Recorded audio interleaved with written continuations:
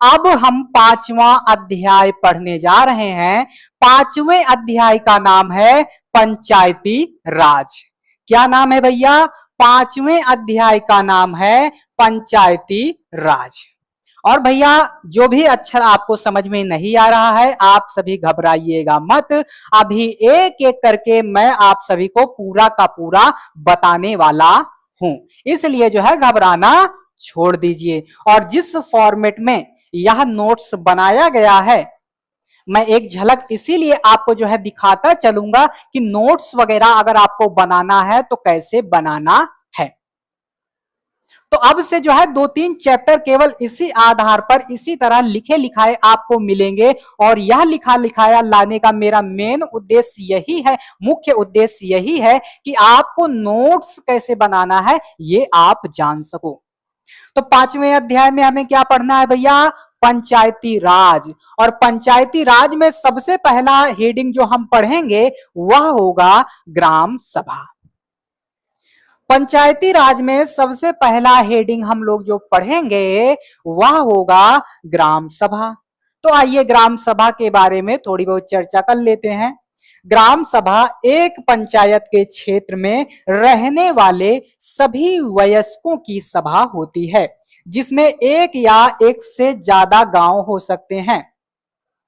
समझ में आई बात? ग्राम सभा एक पंचायत के क्षेत्र में रहने वाले सभी लोगों की सभा होती है, जिसमें एक या एक से अधिक गांव हो सकते हैं। समझ में आई बात? आगे बढ़ोगे,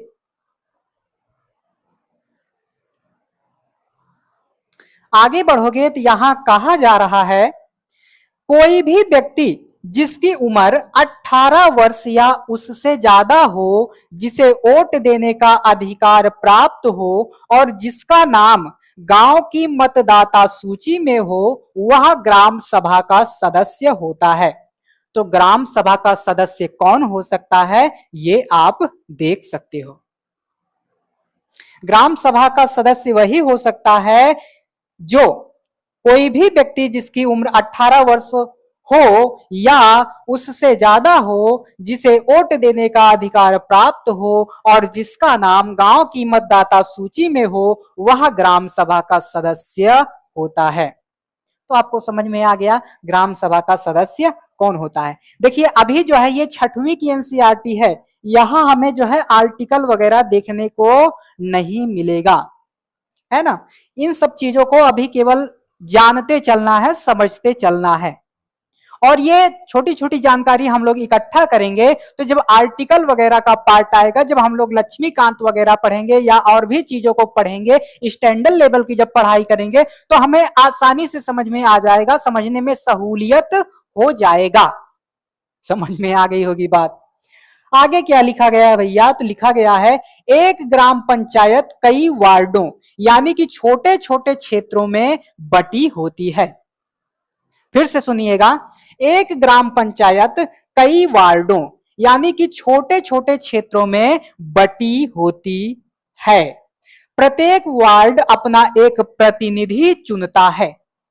प्रत्येक वार्ड क्या करता है? अपना एक प्रतिनिधि चुनता है, जो वार्ड पंच के नाम से जाना जाता है। इसके साथ पंचायत क्षेत्र के लोग मिलकर सरपंच को चुनते हैं, जो पंचायत का मुखिया होता है। तो यहां आप देख सकते हो पंचायत का मुखिया सरपंच होता है। वार्ड पंच और सरपंच मिलकर ग्राम पंचायत का गठन 5 साल के लिए करते हैं।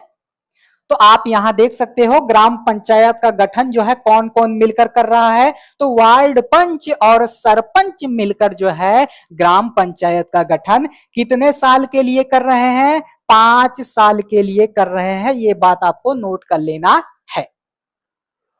समझ में आई बात? आई? आ गई होगी। देखो आगे बढ़ेंगे तो आगे यहां लिखा गया है,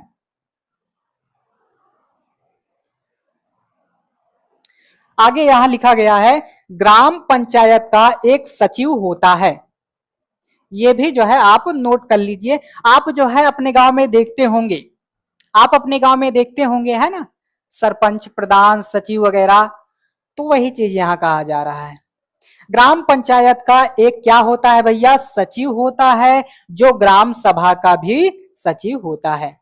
ग्राम पंचायत का एक सचिव होता है, जो ग्राम सभा का भी क्या होता है भैया, सचिव होता है। हाँ, सचिव का चुनाव नहीं होता है, यानी कि सचिव का जो चुनाव है वो नहीं होता है। तो कैसे होता है, उसकी सरकार द्वारा नियुक्ति की जाती है।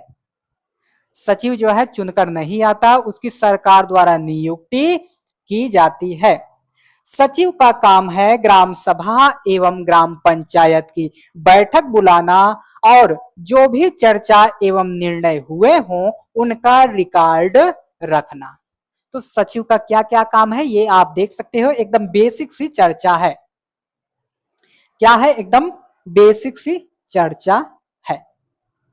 आगे यहां आप देखोगे ग्राम पंचायत के कार्य। ग्राम पंचायत के कार्य, तो ये कार्य आप तमाम सरकारों के द्वारा भी देख सकते हो, चाहे जो भी सरकार हो, चाहे राज्य की सरकार हो, ग्राम पंचायत हो या और भी तमाम हो, तो लगभग आप देखोगे तो यही सारा काम जो है सब में होता है। तो ग्राम पंचायत के कार्यों में देखोगे तो सड़क हो गया, नालियां हो गया, स्कूल हो गया, भवनों हो गया, पानी के स्रोतों व अन्य सार्वजनिक उपयोग के भवनों का निर्माण और रख रखाव करना जो है इनका कार्य होता है। किनका कार्य होता है, तो ग्राम पंचायत का कार्य होता है। स्थानीय कर वगैरह लगाना और उसे इकट्ठा करना भी जो है इन्हीं का काम होता है। तो ये सारी बेसिक चीजें हैं और ये सारा कुछ देखोगे तो लगभग सभी सरकारें करती हैं। और फिर आगे बढ़ोगे, क्या करोगे, आगे बढ़ोगे। आगे बढ़ोगे तो यहां कहा जा रहा है गांव के लोगों को रोजगार देने संबंधी सरकारी योजनाएं लागू करना भी किसका कार्य होता है, तो इन्हीं का कार्य होता है, ग्राम पंचायत का ही काम होता है ना। गांव को कैसे बेहतर बनाया जाए या गांव में जो है कौन कौन से रोजगार वगैरह उपलब्ध कराया जाए, ये सारा जो है पंचायत के कार्य होते हैं। आगे देखोगे तो ग्राम पंचायत की आमदनी के स्रोत। क्या भैया, ग्राम पंचायत के आमदनी के स्रोत, तो बस खाली इसको जान लेना है, बस खाली जान लेना है। आइए जो है 1-2 मिनट में पढ़ के सुना देता हूँ। घरों एवं बाजारों पर लगाए जाने वाले कर से मिलने वाली राशि जो है ना, इनके आमदनी की स्रोत हो जाती है। विभिन्न सरकारी विभागों द्वारा चलाई गई योजनाओं की राशि जो जनपद एवं जिला पंचायत द्वारा आती है। समुदाय के काम के लिए मिलने वाले दान भी जो है इनके आय के स्रोत हो जाते हैं। तो ये केवल खाली आपको जो है जानकारी के लिए दिया गया था, ये जरूरी नहीं है। अब यहां आपको जो जानना है वह यह है कि पंचायत के 3 स्तर। पीछे भी आपने जो है कई बार सरकार के स्तर को पढ़ लिया होगा, लेकिन यहां हमें पढ़ना है पंचायत के 3 स्तर। अब वो पंचायत के 3 स्तर कौन है, आइए जो है जान लेते हैं। तो यहां कहा जा रहा है ग्रामीण क्षेत्रों में ग्राम पंचायत लोकतांत्रिक सरकार का पहला स्तर है। ग्राम पंचायत ग्राम सभा के प्रति जवाबदेह होती है।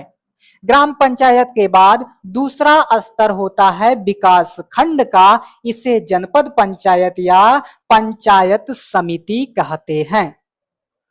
तो आपने देखा ग्रामीण क्षेत्रों में ग्राम पंचायत लोकतांत्रिक सरकार का पहला स्तर है, तो लोकतांत्रिक सरकार का पहला स्तर हो जाएगा आपका ग्राम पंचायत, और फिर आपका दूसरा स्तर हो जाएगा विकास खंड, और इसी विकास खंड को जनपद पंचायत या पंचायत समिति कहते हैं। ये देख सकते हो, समझ में आई बात। और आपका अगला जो तीसरा है वो आइए देख लेते हैं। पंचायत समिति के ऊपर जिला पंचायत या जिला परिषद होती है, यहां तीसरा स्तर होता है। तीसरा स्तर कौन है भैया, जिला पंचायत, तीसरा स्तर, यह तीसरा स्तर होती है। जिला परिषद एक जिले के स्तर पर विकास की योजनाएं बनाती है। तो एक जिले के स्तर पर ये क्या बनाती है भैया, विकास की योजनाएं बनाती है। इतनी बात आपको समझ में आ गया होगा, और जल्दी से इसे हम पूरा का पूरा समाप्त करने का प्रयास आज ही की चर्चा में कर डालेंगे। और फिर यहां जो है पांचवा अध्याय आपका समाप्त होता है और अब हम लोग पढ़ेंगे छठे अध्याय को। छठे अध्याय का नाम है गांव का प्रशासन। छठे अध्याय का नाम है गांव का प्रशासन। अब भैया गांव के प्रशासन में हमें किन किन चीजों को पढ़ना है, आइए एक एक करके पढ़ लेते हैं। अगर जो है अक्षर आपको स्पष्ट नहीं होते हैं तो आप जो है वीडियो की क्वालिटी थोड़ा बढ़ा लीजिएगा। अगर अक्षर स्पष्ट रूप से आपको नहीं दिखाई दे रहे हो तो आप अपने वीडियो की क्वालिटी को बढ़ाइए, अपने आप दिखने लगेगा। और जो अक्षर समझ में नहीं आते हो उन्हें मैं एक एक करके बोल रहा हूं, पढ़ रहा हूं। समझ में आई बात? आगे बढ़ेंगे। तो हमें जो है गांव के प्रशासन में यानी कि छठे अध्याय में किन किन चीजों के बारे में जानना है, तो आइए मैं एक एक करके पढ़ के सुना दे रहा हूं। हर पुलिस थाने का एक कार्य क्षेत्र होता है। यहां कुछ खेती के बारे में मैटर होगा तो पटवारी, पुलिस और एक आध दो अधिकारी के बारे में और हम लोग पढ़ लेंगे। समझ में आई बात? तो यहाँ हमें जो है एक मैटर होगा तो इससे हम लोग जो है पुलिस के बारे में थोड़ी बहुत चर्चा कर लेंगे, और खेती के विषय में थोड़ा मैटर होगा तो पटवारी के विषय में पढ़ लेंगे, और खेती से ही जुड़ा, नकल वगैरह से जुड़ा तहसीलदार होता है तो तहसीलदार के विषय में भी थोड़ी बहुत जानकारी हमें यहाँ लेना है। बेसिक बेसिक सी बातें हैं, थोड़ा हम लोग पढ़ेंगे, थोड़ा समझेंगे, इसी के चलते हमारा कल्याण हो जाएगा, हमारा उद्धार भी हो जाएगा। समझ में आ रही होंगी बातें? नहीं समझ में आती तो अपने आप को दो तमाचा मारिए और फिर उसके बाद देखिए रिजल्ट जो है यकीनन अच्छा होगा। ये हो क्या? तो देखो, हर पुलिस थाने का एक कार्य क्षेत्र होता है जो उसके नियंत्रण में रहता है। जैसे आपका गांव है तो आपके गांव से कौन सा थाना लगता है ना? आपके गांव में कौन सा थाना लगता है, और जो थाना लगता होगा वहां जो है आप जाके रपट वगैरह लिखा सकते हो। मान लो कहीं झगड़ा लड़ाई हो रहा है या कोई आपको अत्याचार कर रहा है या और भी कुछ हो, तो ये तो पहला स्टेप हो जाएगा। जैसे मान लो आप बाहर हो, तो बाहर हो जहां से आपके साथ कोई घटना हो रही है, वहां से जो है आप जो भी नजदीकी पुलिस स्टेशन है वहां अपने चीजों को बता सकते हो, लिखा सकते हो। तो वही चीज यहाँ दिया गया है, तो मैं पढ़ दे रहा हूं, बाकी ये सारी बातें जो है आपको पहले से ही ऑलरेडी पता होंगी। तो वही चीज बताया जा रहा है। यहाँ कहा जा रहा है लोग उस क्षेत्र में हुई चोरी, दुर्घटना, मारपीट, झगड़े आदि की रपट उसी थाने में लिखवा सकते हैं। यह वहां के थानेदार की जिम्मेदारी होती है कि वह लोगों से घटना के बारे में पूछताछ करे, जांच पड़ताल करे और अपने क्षेत्र के अंदर मामलों पर कार्यवाही करे। ऐसा किसकी जिम्मेदारी होती है? तो थानेदार महोदय की जिम्मेदारी होती है। आप अगर रपट लिखाने गए हैं तो रपट वो लोग लिखेंगे। समझ में आई बात? तो ये तो आपको ऑलरेडी जो है पता होगा। अगर नहीं पता होगा तो भैया जान लीजिए, 2 मिनट की चर्चा है, जानने में कहा जा रहा है, कौन सा पैसा लग रहा है। 1.5 GB सबको मिल रहा होगा, कोनो कोनो को जो है 1.5 GB से ज्यादा मिल रहा होगा, और कोनो कोनो आदमी लाइब्रेरी में बैठा होगा, अनलिमिटेड मिल रहा है। तो देखो, आराम से देखने में जा का रहा है, पढ़ो, पढ़ने में जा का रहा है, रोज रोज नई नई चीज सीखो, अपने ज्ञान चक्षु को जो है खोलो, अपने ज्ञान की सीमा का विस्तार करो, नई नई अच्छी अच्छी चीजों को पढ़ो। और नौकरी का क्या है, नौकरी तो छोटी सी चीज है, यूं ही मिल जाएगी। लेकिन अगर आप कुछ सीखे रहोगे तो भविष्य में भी वहां हर क्षण हर पल जो है आपके काम आएगी। आगे यहां आप देखोगे राजस्व विभाग का कार्य। अब राजस्व विभाग का क्या कार्य होता है, आइए एक एक करके पढ़ लेते हैं, समझ लेते हैं, जान लेते हैं। यहां आप देखोगे जमीन को नापना और उसका रिकॉर्ड रखना पटवारी का मुख्य काम होता है। पटवारी, कहीं कहीं इसी पटवारी को जो है नेकपाल या लेखपाल भी कहते हैं, और भी इसके कई नाम है, आगे मैं आपको बताऊंगा, है ना। तो वही कहा जा रहा है, जमीन को नापना और उसका रिकॉर्ड रखना पटवारी का मुख्य काम होता है। अलग अलग राज्यों में इसको अलग अलग नाम से जाना जाता है। कहीं कहीं इसे जो है पटवारी कहा जाता है, कहीं कहीं इसे लेखपाल कहा जाता है, कहीं कहीं इसे कर्मचारी कहा जाता है, कहीं कहीं इसे जो है ग्रामीण अधिकारी और कहीं कहीं इसे जो है कानूनगो कहते हैं। इसी पटवारी के इतने सारे नाम हैं, आपने पहले से ही सुना होगा। आपके क्षेत्र में जो पॉपुलर है उसके आधार पर इसे समझ लीजिए। तो भैया पटवारी लेखपाल के विषय में हम लोग पढ़ रहे हैं और मैंने शुरुआत में ही बता दिया था कि मैं जो है 2-4 अधिकारियों के विषय में इस चैप्टर में पढ़ाऊंगा। आगे देखोगे पटवारियों के पास खेत नापने के अलग अलग तरीके होते हैं, जैसे एक लंबी लोहे की जंजीर, और इसी लंबी लोहे की जंजीर को इसी लंबी लोहे की जंजीर को जरीब कहते हैं। तो जरीब से जो है खेतों की नपाई उपाई ये आदमी करता है। आगे देखोगे पटवारी किसानों से भूमि कर भी इकट्ठा कर सकता है। पटवारी किसानों से भूमि कर भी इकट्ठा कर सकता है और सरकार को अपने क्षेत्र में उगने वाली फसलों के बारे में जानकारी देता है। यह काम वह अपने रिकॉर्डों के आधार पर करता है, इसीलिए जरूरी है कि वह उनको समय समय पर क्या करता रहे भैया, दुरुस्त करता रहे, समय समय पर अपडेट करता रहे। जैसे आपका फोन है, जब बहुत सारा उसमें भर जाता है तो हैंग करने लगता है, तो उसी तरह से ये भी अपडेट करता रहता है, हैंग करने से जो है बचा आता है। अगला बात यहां लिखा गया है कि भारत में सभी राज्य जिलों में बटे हुए हैं। भारत में जो भी राज्य हैं वह किसमें बटे हुए हैं, जिलों में बटे हुए हैं।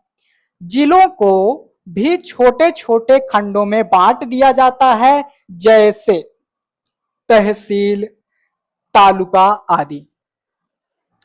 भारत को जो है, भारत देश को जो है राज्यों में बांटा गया है, राज्यों को जिलों में बांटा गया है और जिलों को जो है और अनेक उपखंडों में बांटा गया है, जैसे तहसील, तालुका। समझ में आई बात? आगे बढ़ते हैं, है ना। इतना आपको समझ में आ गया होगा।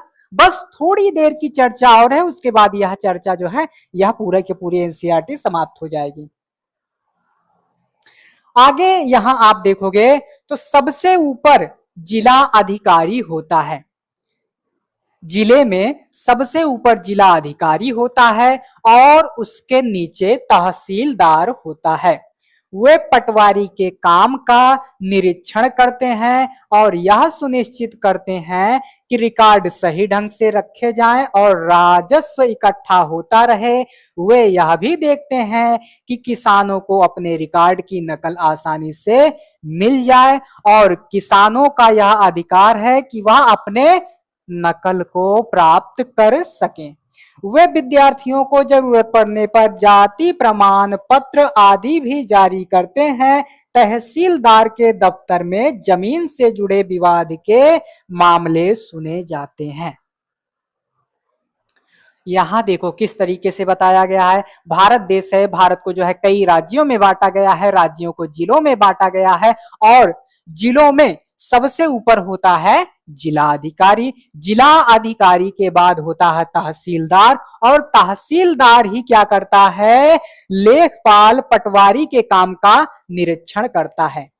तहसीलदार क्या करता है, जो पटवारी है उसके कार्यों का निरीक्षण करता है और यही तहसीलदार जो है जरूरत पड़ने पर क्या बोलते हैं भैया, जाति प्रमाण पत्र वगैरह बनाता है और जमीन से जुड़े जो भी मामले हैं वह तहसीलदार के दफ्तर में सुने जाते हैं।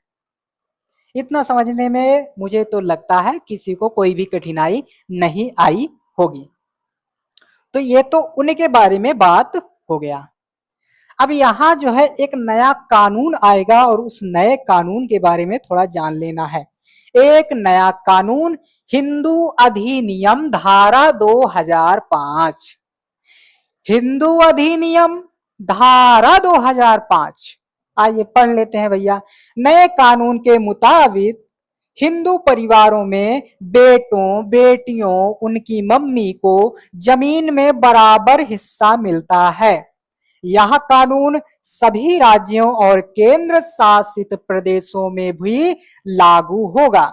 इस कानून से बड़ी संख्या में औरतों को फायदा होगा। तो औरतों को अभी पीछे क्या होता था, आजादी वगैरह के पहले तक, कि औरतों वगैरह को जो है जमीन वगैरह में कोई भी हिस्सेदारी नहीं थी, यहां तक कि उन्हें पढ़ने वगैरह का अधिकार नहीं था। लेकिन जब से संविधान आया तब से जो है सभी का जीवन सुधर गया, सभी का जीवन धन्य हो गया। तो इसीलिए हे भारत के लोगों, मैं सभी से यही निवेदन करता हूं कि जैसे आप अपने इष्ट देवता की पूजा करते हैं, उनके द्वारा स्थापित, उनके द्वारा बताई गई पुस्तक को पढ़ते हैं, उसी तरह से आपको भारत के संविधान को पढ़ना होगा। और मैं तो सभी लोगों से, सभी सरकारों से यह निवेदन करूंगा कि संविधान जो है अनिवार्य होना चाहिए, सभी को पढ़ाया जाना चाहिए, सभी को उसकी शिक्षा दी जानी चाहिए। लेकिन इससे जो है सरकारों का ही घाटा होगा, क्योंकि जब जनता पढ़ लिख लेगी और वो भी कानून पढ़ लेगी तो सवाल जवाब करेगी, तो इससे सरकारों को घाटा होगा, है ना, नुकसान होगा। तो यही सारा कुछ है, ज्यादा उतना खास नहीं है, लेकिन आप पढ़ लीजिए। आगे ज्यादा से ज्यादा भैया 10-12 मिनट में आपकी चर्चा समाप्त होने वाली है। आप सभी जो है अगर घबरा रहे हो तो घबराहट को जो है टाटा बाय बाय कर दीजिए, घबराहट को टाटा बाय बाय कर दीजिए कि बाबू रुक जाओ, अभी मैं थोड़ी देर बाद घबरा लूंगा, पहले थोड़ा पढ़ लेने दो, पढ़ने के बाद घबरा लेंगे, घबराने में कहा जा रहा है। तो भैया देखिए वहां से जो है छठा अध्याय आपका निपट गया। अब आइए 7वां अध्याय पढ़ लेते हैं। 7वें अध्याय में हम लोग नगर का प्रशासन पढ़ेंगे। गांव के प्रशासन को जान लिया, अब आइए थोड़ा नगर के प्रशासन को जान लेते हैं। तो नगर का प्रशासन क्या है भैया, तो एक बहुत बड़ी संस्था होती है, एक बहुत बड़ी संस्था होती है। किसकी, आइए देखते हैं। एक बहुत बड़ी संस्था होती है जिसको नगर निगम कहा जाता है या नगर निगम कहते हैं। यह सड़कों पर रोशनी की व्यवस्था, कूड़ा करकट इकट्ठा करने, पानी की सुविधा उपलब्ध कराने और सड़कों व बाजारों की साफ सफाई करने कराने का काम करती है। ये चीजें जो है कंपलसरी हैं, आपको हर जगह दिख जाएंगी, हर सरकार सिस्टम में दिख जाएंगी कि ये सारा काम करेंगे ही करेंगे। तो इसमें कुछ खास नहीं है, कुछ खास नहीं है। लेकिन ये पहली लाइन आपके लिए खास है कि एक बहुत बड़ी संस्था होती है जिसे नगर निगम कहते हैं। समझ में आई बात। बड़े शहरों में नगर प्रशासन चलाने वाले संस्थान को नगर निगम कहते हैं, छोटे कस्बों में इसे जो है, छोटे कस्बों में इसे नगर पालिका कहते हैं। तो यहां आपका नगर निगम नगर पालिका दोनों का दोनों क्लियर हो गया। एक बार फिर से पढ़ दे रहा हूं।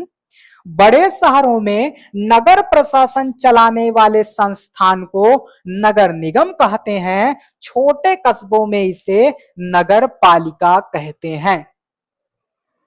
समझ में आ गई बात। ज्यादा बड़ी ज्यादा क्या बोलते हैं, बहुत बड़ा तोप नहीं है जो आपको समझ में ना आवे। आगे देखोगे तो निगम पार्षद, जैसे गांवों में जो है सरपंच प्रधान वगैरह रहता है, उसी तरह से नगरों में पार्षद होता है और पार्षद को लोग वोट वगैरह देकर चुनते हैं और वही जो है ये सारा कुछ करता है। समझ में आई बात। वही यह सारा कुछ करता है। आगे देखोगे तो आगे यहां कहा जा रहा है शहर को अलग अलग वार्डों में बांटा जाता है। शहर को अलग अलग वार्डों में बांटा जाता है। ऐसे पीछे हमने गांवों में भी देखा था और मैंने पीछे बता रखा है कि अगर इतना बड़ा देश है, इसे कोई एक दो व्यक्ति संभालेंगे या एक ही पार्ट में रहेगा तो संभाल नहीं पाया जाएगा। लेकिन अगर उसे जो है तमाम खंडों में बांट दिया जाए और जो है तमाम अधिकारी वगैरह को लगा दिया जाए तो उसका प्रशासन आसानी से सहूलियत से चलेगा। तो यहाँ नगर को भी जो है, शहर को भी जो है कई वार्डों में बांटा जा रहा है और हर वार्ड से एक पार्षद का चुनाव होगा। लोग वोट देंगे, पार्षद चुना जाएगा। जहां पार्षदों है ना, पार्षदों यहां जो है दा कर लीजिए इसे, जहां पार्षदों की समितियां, अब ये पार्षदों की समितियां क्या होती है, तो कई पार्षद जो है एक में मिलकर समिति बनाते हैं तो वह कहलाती है पार्षदों की समिति। कई पार्षद एक में मिलकर एक समिति बनाते हैं तो वह कहलाती है पार्षदों की समिति। तो जहां पार्षदों की समितियां एवं पार्षद विभिन्न मुद्दों पर निर्णय लेने का काम करते हैं, वहीं उन्हें लागू करने का काम आयुक्त कमिश्नर करता है। कौन भैया, फिर से समझो, जहां पार्षदों की समितियां एवं पार्षद विभिन्न मुद्दों पर निर्णय लेने का काम करते हैं, वहीं उन्हें लागू करने का काम आयुक्त कमिश्नर और प्रशासनिक कर्मचारी करते हैं।